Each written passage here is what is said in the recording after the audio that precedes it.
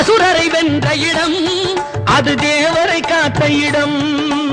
ஆவணி மாசையிலும் வரும் ஐப்பசி திங்களிலும் அன்பர் திருநாள் காணும் இடம், அன்பர் திருநாள் காணும் இடம்.